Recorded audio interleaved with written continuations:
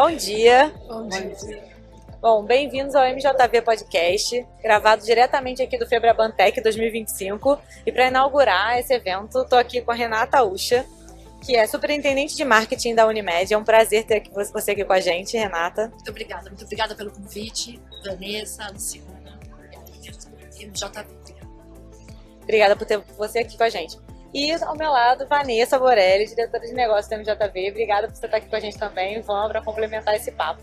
Tá bom? Muito legal, obrigada, viu, Rê? Muito bom ter você aqui. Bom, eu sou Luciana Montenegro, sou moderadora do episódio aqui de hoje.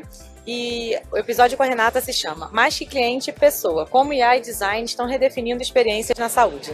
Para começar, Renata, eu queria saber o seguinte: como construir jornadas de experiência em um setor onde a maioria das pessoas só interage com a marca em momentos que não são exatamente prazerosos, né? Quando a pessoa está com um problema de saúde, está com alguma urgência, um problema de segurança. Como que a gente constrói essas experiências nessas situações que não são as melhores? É assim, a gente tem que trabalhar com transparência e acolhimento o tempo inteiro, né? Transparência para deixar claros os processos e todas as etapas desses processos e todos os serviços que a gente tem, enfim, de atendimento. Acolhimento, porque normalmente é um momento mais difícil mesmo, né? Não só de saúde, né? A gente tem seguro de vida, a gente tem seguro residencial, né, o próprio nome, né, o acionamento de um sinistro, o acionamento de um problema que a pessoa teve. Então, eu acho que vale muito a história de acolhimento, em primeiro lugar, e segundo, a transparência. São processos que são, na sua maioria, complexos. A gente tem serviços que, muitas vezes, o nosso cliente, ele tem uma urgência, que ele não entende os nossos processos. Então, dar transparência em cada etapa, deixar claro o que vai acontecer, já é tratar com respeito e usar deste momento, que muitas vezes não é o mais fácil, para você transformar e cada vez mais construir a marca. A gente tem uma feature que é muito ligada ao sistema Unimed, que é o cuidado, né? Então, o jeito de cuidar a Unimed, e isso é de todo o sistema, não é particular de uma Unimed. Então, o jeito de cuidar passa por isso, passa por acolhimento e transparência. Isso é muito importante. É muito bom. E aí eu fico pensando que Fala um pouco mais. a questão do que o marketing, a participação do marketing nisso tudo, né? Não é só a questão das campanhas e tal, a gente tem que pensar na experiência do cliente, né? O que você me fala me mostra um pouco isso. O cuidado tá na experiência do cliente de ponta a ponta, né? Perfeito. Assim, desde do welcome, onde você deixa claro as coberturas, os acionamentos, até o meio do processo. A gente tem alguns processos que são, como eu falei, né, complexos. Por exemplo, de junta médica. A junta médica existe para cuidar do paciente. Não é sempre assim que é visto. Acho que a gente tem uma coisa para ser superada sobre a junta médica. Mas essa análise que é feita, e daí a recomendação do que pode ser feito, não na recomendação de um protocolo médico, mas de assistência, ela é super importante. E ela é feita com um olhar para o paciente. E acho que é este que é o grande... Como que a gente transforma essa experiência numa coisa que traz valor para o cliente não entende como um momento de fricção. Acho que é a nossa missão. Como personalizar, né, essa experiência de uma maneira que ele se sinta única, né? Um trabalho e tanto que vocês fazem. E falando nessa questão da experiência do paciente, né, de personalizar, entrando numa questão de... Agora, bom, tem IA em tudo, né? O tema do nosso stand, inclusive, aqui é todo transformação de IA. Mas a IA, ela abre alguns questionamentos sobre como que você personaliza sem a pessoa se sentir invadida, né? Então, como que a gente lida com isso? Você costuma transformar, né, trazer valor para o seu público, mas como que você faz isso usando IA de uma maneira que a pessoa não se sinta invadida na sua privacidade, nos seus dados, né? Que ela goste da personalização? Desde que você entregue valor pelo que você está pedindo para ela. Então, eu te pergunto tudo e mesmo assim eu ainda te imponho algumas coisas que são... eu te pergunto tudo e te pergunto de novo, não. Então, assim, se eu te perguntar tudo, eu tenho que te atender com essa escuta que já houve. Eu tenho que entender quem você e te fazer uma entrega melhor. Então, eu acho que a personalização, ela não é invasiva se ela facilita a vida do cliente. É verdade. Né? Se ela dificulta, se é para eu... Por exemplo, uma coisa que a gente tem trabalhado, eu estava até conversando um pouco com a Vanessa antes da gente sentar aqui. Os processos antifraude, a gente tem uma responsabilização grande, né? Todo seguro, ele é um pool de mutualismo. Então, ele é um pool de pessoas que eu não utilizo o seguro, você utiliza, e isso é um ciclo. Eu pago para você, você paga para mim, é um ciclo de mutualismo. Eu tenho responsabilidade sobre aquele pool. Então, eu tenho responsabilidade de enxergar fraude, por exemplo. E a fraude é um problema importante dentro do sistema de saúde, do sistema de seguro como um todo. Como que eu controlo, como que eu te peço informação e confirmo as suas informações e proponho para você jornadas com mais ou menos atritos, sem colocar em risco todo o pool. Então, assim, como que eu te entendo e proponho jornadas diferentes para quem está numa situação que, na leitura do contexto, eu entenda que tem uma ameaça de fraude. Então, uma pessoa que se passa por você, mas está num endereço que você nunca me acessa, num device que você nunca me acessa. Então, talvez eu tenha que impor uma jornada que seja mais atrito, com mais fricção. Porque eu tenho uma responsabilidade com a fraude para preservar ser saudável financeiramente do próprio pool, né? A saúde financeira do pool. Então, como que eu entendo você? Então, consigo te entender e devolver uma jornada mais ou com menor, com maior ou com menor atrito, respeitando todo este contexto. Acho que é uma evolução, né, do entendimento do que vem de você para mim e de como a gente retorna, né? Não só de você. Normalmente o que tem as empresas te pedindo muito e te devolvendo muito pouco com relação à personificação, né? Qual que é o papel do design de experiência na construção de marcas que não só entregam, mas que também acolhem, que representam os valores da organização? Como que o design de experiência agrega nisso? Eu acho que tem uma de acompanhar o cliente, né? De acompanhar não só a evolução. Então, por exemplo, hoje já está se falando em IA First, né? Mais do que Mobile First, Desk First, enfim, né? Que já são etapas. Só que a gente tem que atender meu pai, que tem 84 anos, que o dedo dele, quando vai digitar uma tecla do WhatsApp, digita 2, 3, nem usa. E que às vezes nem tem. Nem tem, exato. E como que eu respeito tudo isso, como eu entendo o job to be done por vários públicos, várias personas, e daí não estou falando só personas de personalidade mesmo, mas persona e de todo o contexto que envolve as pessoas. Então, a área de design de experiência pode ajudar no que o marketing sempre fez, né? Não é uma solução que atende todo mundo, é uma customização no olhar, é uma customização que vem de fora para dentro, como que a gente se adapta para os diferentes públicos e tudo que ele tem que fazer nas interfaces com a gente. A gente cuida desse design de experiência, obviamente, nas interfaces digital, né? Todo nosso ativo digital tá dentro da área do marketing, mas a gente tem uma área de atendimento ao cliente que trabalha muito junto com a área do marketing. Atendimento ao cliente é a experiência na veia, porque geralmente a experiência é um momento de experiência negativa, então é um ponto para ser trabalhado. É a verdade do marketing, né? Porque a gente pode falar um monte de coisa bonita, mas não se não entregar, não é verdade. E a área de atendimento passa por estar dentro de um gatilho, né? Porque você telefonou porque você precisa de alguma solução. Então, normalmente, quando você chega na ligação, você já percorreu algum caminho. Então, se a gente não conseguiu atender de outra maneira, enfim, até uma das características é sempre disponibilizar esse atendimento humano, né? Porque as pessoas se cansam, as pessoas não querem, mas a gente tem que pensar nessa escala, esse gatilho da ligação, gatilho de eu pegar um telefone, ainda mais, né, se a gente vai pensar hoje, Gen Z nem pensar fazer isso, né? Se um dia chegar, se um dia eu chegar nisso, uma Gen Z, seja uau, né, o que aconteceu. Mas eu acho que esse entendimento de público ajuda muito no trabalho de design de experiência com disciplina do marketing, que sempre foi de olhar de fora para dentro e não de dentro para fora, né? As empresas gostam de se organizar, é confortável se organizar de dentro para fora. Olhar de fora para dentro exige uma mudança deste olhar, deste viés de atendimento. Verdade.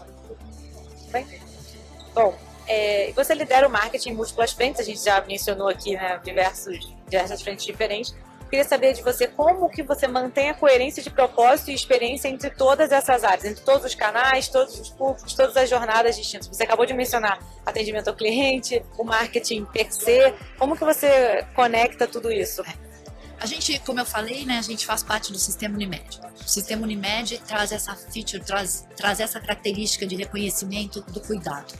Então, não é uma coisa só imposta pelo marketing. Ela é natural dentro do Sistema Unimed, o cuidado.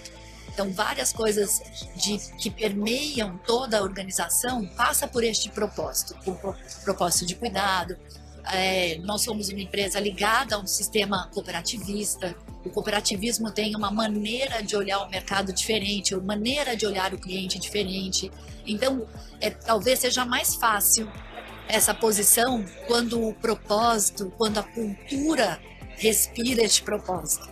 É mais fácil você manter essa coerência, porque o cuidado está em todas as áreas. Eu acho que tem o que eu falei, né, da especificidade do olhar de fora para dentro, para trazer mais customização, personalização, segmentação, que é importante como disciplina. Mas como propósito, cultura, a Seguros Unimed respira este cuidado. Então é mais simples o meu papel quando você tem isso naturalmente dentro da cultura da empresa. Me encanta bastante a questão do cooperativismo, assim, né? Eu acho que em termos até conceituais eles são bem interessantes, né? Mas, assim, falando de canais, assim, é difícil, né? Porque você tem aí uma série de empresas, né? Que estão conectadas com esse contexto da Unimed, né? Então, a orquestração de tudo isso, pensando nessa jornada, não é tão simples, né? Quando a gente fala na jornada 100%, né? Então, a Seguros Unimed, ela faz parte do Sistema Unimed e os atendimentos regionais são feitos pelas Unimedes locais. Então, acho que tem sim uma coisa que não é... Quem está na ponta, quem atende é o Sistema Unimed, mas é mais fácil quando está dentro deste mesmo do propósito, do cuidado. Tem uma coisa muito interessante que está ligada ao cooperativismo, né? O cooperativismo faz parte de... não sei se autodenomina, mas eu gosto dessa denominação, que é de uma economia solidária, onde todo mundo é responsável por todo mundo. É uma entrega que você tem que ter, né? Dr. Elton, que é o presidente da Seguros Unimed, fala isso: não há paraíso social em cima de ruína econômica. Então, acho que tem uma busca pela sustentabilidade econômica, né, tanto do sistema como da própria seguradora. Mas o direcionador é diferente do que só dar resultado. Só dar resultado a qualquer custo. Não vamos dar resultado se tiver que prejudicar o beneficiário. A gente não vai dar resultado se tiver que não ser... ético, porque tem outras coisas que nos movem, né? Então, acho que o sistema cooperativista como um todo traz outros tipos de estímulos que não só remuneração de mercado. E isso muda um pouco se você pensar, né? Se você pensar assim, eu não estou condenando a remuneração de capital, que eu acho exatamente isso, importante, né? Pensando na sustentabilidade de longo prazo. Mas, quando você tem outros motivadores que não competem, mas que estão junto com isso, que a decisão, né, considera um contexto maior, para mim, ao menos, traz mais conforto nessa decisão. Eu acho que isso tem tudo a ver com o que eu ia perguntar na sequência, porque você está falando sobre humanização, né? No final das contas é isso, sobre uma marca humana. E com tanto ponto de contato automatizado, com o IA, né? É só o primeiro podcast, eu já falei IA umas 5 vezes. Então, é inevitável. Como que você mantém a marca humana, apesar de todos esses pontos de contato automatizados? Acho que você já falou um pouco sobre isso aqui, mas você gostaria de complementar? Eu acho que a gente precisa, isso, né? Deixar, primeiro, o cara tem sempre que ter um atalho para falar com alguém, né? Então, a marca não pode se fechar naquele looping que você fala, mas eu não estou me resolvendo e acabo, né, ficando neste loop.